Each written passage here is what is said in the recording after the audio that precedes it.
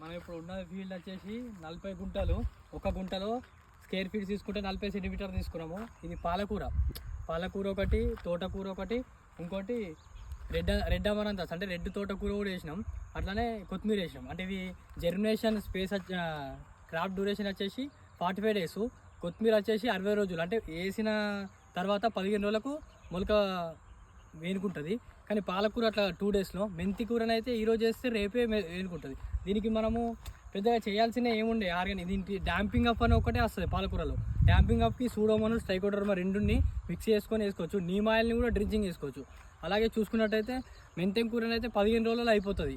ఇంకోటి ఇవన్నీ సెన్సిటివ్, అంటే సెన్సిటివ్గా ఉంటాయి ఈ ఆకుకూరలకు. ఎట్లుంటుంది అంటే జస్ట్ వాటర్ పెట్టడం, ఇంకోటి వర్మి కాంపోస్ట్ ఒకటి వేసుకుంటే, అంటే న్యూట్రియంట్ ఒక్కటి బాగా ఇస్తే రోగ నిరోధక శక్తిని పెంచుకొని మనకు మొక్క ఏపుగా పెరిగి ఆకులు చాలా బాగా వస్తాయి. ఇది మేము వేసుకున్న వెరైటీ వచ్చేసి విఎన్ఆర్, దాని డబల్ కటింగ్లో వస్తుంది ఇది చూసుకున్నట్టయితే. తర్వాత పాలకూర, తోటకూర, చుక్కకూర ఇవన్నీ వేసుకోవడం జరిగింది మనము. అలాగే చూసుకున్నట్టయితే ఫీల్డ్